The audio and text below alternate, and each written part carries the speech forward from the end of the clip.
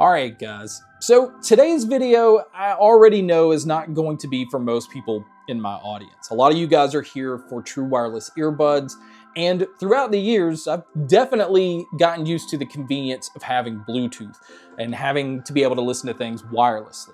But a lot of you may not know that this channel started because of my love for headphones. Like over-the-ear headphones has always been my preferred way to listen to things, but there hasn't been a whole lot of companies that's been able to take the convenience of Bluetooth and put it into more of an audiophile style headphone. So the pair that we're going to check out today, which is the Noble Audio FoKus Apollos, has found a way to do that. In fact, this is the first pair of wireless noise canceling headphones that's using a hybrid driver setup that is a 40mm dynamic driver mixed with a 14.5mm planar magnetic driver. Now, these two types of drivers are known for doing two completely different things. And so the fact that they merge these two, which allows these to kind of be like IEMs that have dynamic drivers mixed with balanced armature drivers, because planar drivers are known for being fast. They're known for being tight. They're not really known for their low end,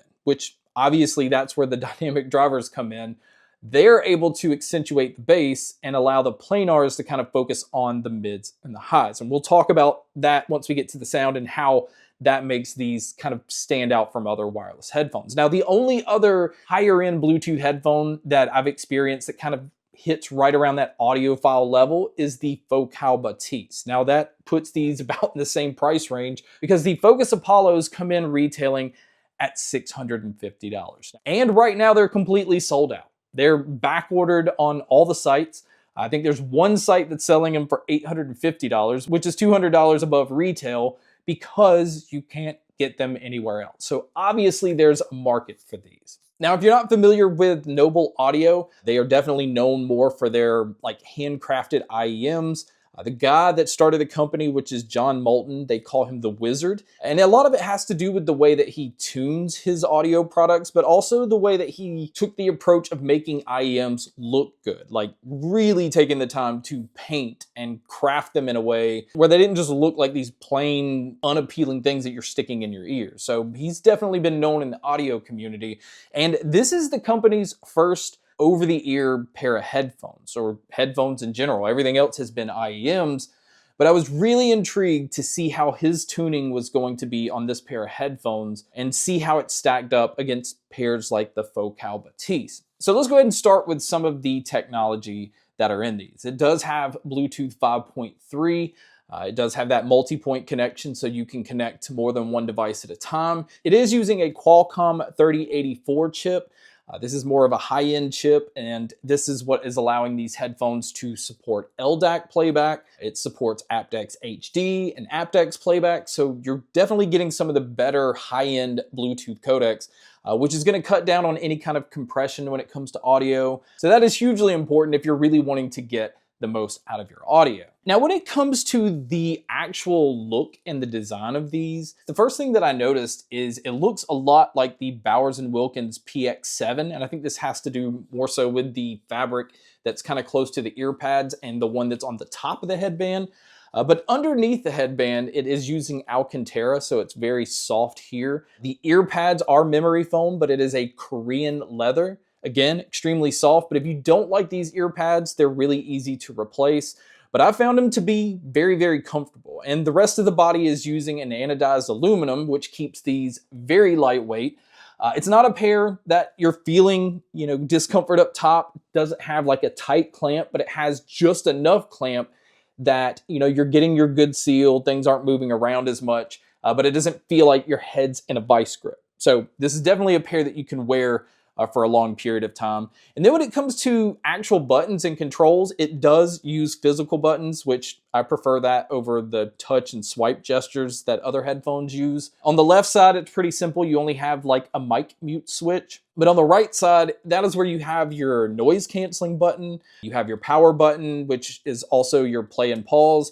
And then you have your volume up and down button, which is also how you skip your tracks forward and go backwards. So physical buttons allow you to control everything on here, which is a huge plus. Now, as far as what all it comes with, it does come with a really nice zippered hard case. Now these headphones don't like fold down to be any smaller than they are. The ear cups do swivel out but also swivel in, and the case is kind of large because it has to house these, basically being a full open pair of headphones. But they've also included an airline adapter for anybody that still uses that. Surprisingly, they also include a boom mic, so you can use these as a gaming headset.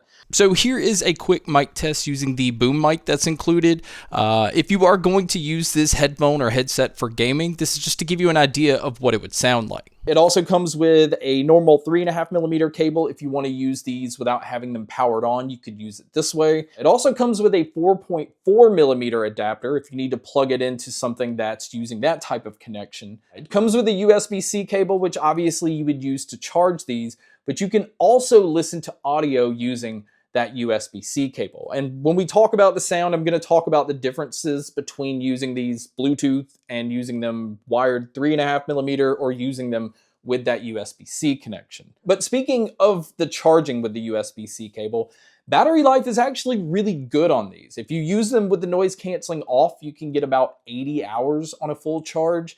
And if you use them with the noise canceling on, it brings it down to only 60 hours. So that means you don't have to worry about charging these very often.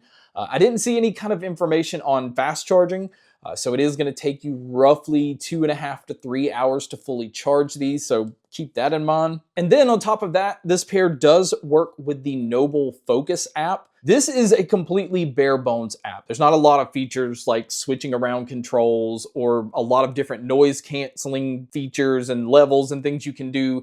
It's really there just to keep your headphones updated and also be able to give you some EQ options. Now there's some pre-built EQ options in here.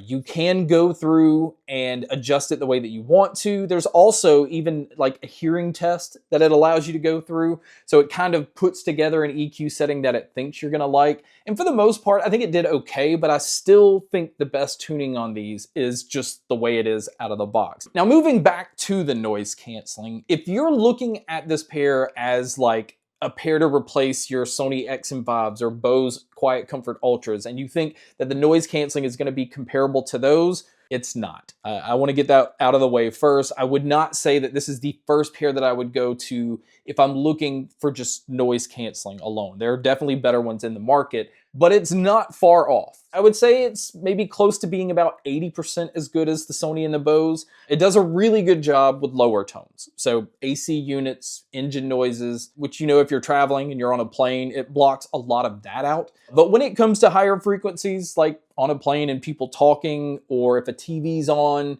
those noises still kind of creep in. That doesn't really block that out as much, but it's still pretty effective. And really the only mode you have is noise canceling off, noise canceling on, and then the ambient mode. Now the ambient mode is a completely different story. It does a really good job of being able to hear your sounds around you. It doesn't sound like overly digital or artificial. It's easy to carry on a conversation without having to take the headphones off. And that's a huge plus because this pair doesn't have smart sensors. So it does not pause when you take your headphones off. It doesn't go back to what you're listening to when you put them back on. And I know a lot of people just look for features alone and don't really worry about audio quality as much. So I've probably already lost you here because it's not the best noise canceling and it doesn't have smart sensors. It doesn't have fast charging. This is not one of those like feature-rich pair of headphones. You have to keep in mind, this is an audiophile type company.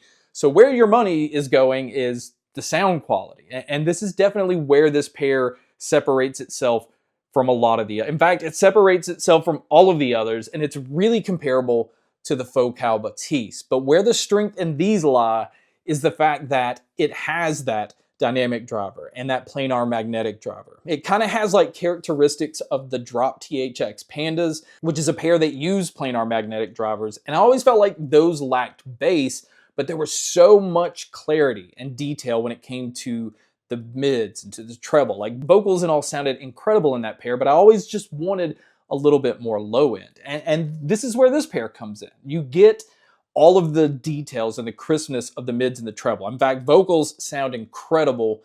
You can tell there's a slight boost here. The treble gets nice and bright, but not harsh. It does have like this natural feel to it, so it doesn't feel artificial. It doesn't feel like they're boosting that too much. But the low end on these is very, very impressive. This one's going to be hard to explain because it has that really aggressive punch. It does kind of teeter along that line of giving you those lower frequencies like subwoofers do, but it's quick. It's very fast to transition pretty smoothly from one hit of the drums to the next, but it doesn't take away from allowing the hit of the drums to have its impact. I notice a lot of audiophile headphones that are trying to tighten up bass sometimes tightens it up too much where it's just not fun to listen to. And that was never an issue with this pair. So I love the fact that it had this really aggressive low end that still stayed really tight. It pushed vocals right there where they never got lost in the mix, no matter what genre I was listening to. And the details in the treble is just so clean. And it was just so impressive, you know, again, going from one song to the next, because you didn't feel like you were missing out on anything. Now that is with listening to these in Bluetooth mode. If you're going to listen to these with the 3.5mm headphone cable, you are going to need an amp. There's just not enough power, like plugging these straight into my phone, that I got enough volume out of these. It didn't have any kind of information as far as the impedance level or the sensitivity on these, so I have absolutely no clue what it actually is. But I can tell you, volume-wise, using them wired with that 3.5mm cable gave me about 25% of the volume that I got in Bluetooth mode. And this was the same thing with using the USB-C cable. Plugging the USB-C cable into the headphones and then into my phone, which still allowed me to use the headphones powered on, I still only got about 25% of the volume that I got in Bluetooth mode. So if you're somebody that doesn't have an amp or doesn't want to invest in an amp, the Bluetooth mode is the way to go. But if you have an amp and really want to push them to be comparable to like a lot of higher end headphones, definitely use them in wired mode. Use them powered off so that the internal amp or anything's not trying to do something to your audio, and it's allowing your amp to do all the tweaking and fine tuning the way that you want. It makes such a huge difference that it allows these headphones to be two things. It allows these to be one of, if not the best sounding pair of Bluetooth headphones that I've heard, but also sound like a really good wired studio pair of headphones. Now, when it comes to the soundstage and the sound imaging, it is a very open sounding pair of headphone, but it's obviously limited because of it being a closed back headphone. So it's not open where, you know, your music's just leaking out around you, and those headphones are meant to sound open, but it still does a really good job here, and it does a good job of being able to tell where different sounds are coming from. So my overall opinion is this. Obviously, this pair is not going to be for everyone. If you are somebody that looks specifically for features, or you're looking for like top tier noise canceling, that's not this pair. But if you want a premium looking and premium built headphone that is tuned in a way that's going to separate itself from, you know, most headphones out there, and you're looking for a pair that you can use and have high-end audio by using Bluetooth, but also sit at home, plug these into an amp or like a home theater or whatever, and really push them, that's what these are. This is for the audio enthusiast that also kind of likes to dabble in being an audiophile, listen to things a little bit differently. Or if you're just an audiophile and you want the convenience of having a Bluetooth headphone and you don't want to sacrifice when it comes to audio quality, that's where I would recommend these. I think it's a hell of a pair of headphones. I've enjoyed using them. These sit in a market where I don't think there's a whole lot of competition. Obviously, the FoKus Batiste is going to be close to these, but I do feel like you're getting something different because of the drivers they're using. But guys, that's my video on the Noble Audio FoKus Apollos. Thank you so much for checking out this video. Thank you so much for checking out all the other videos. And as always, make sure to stay tuned for more.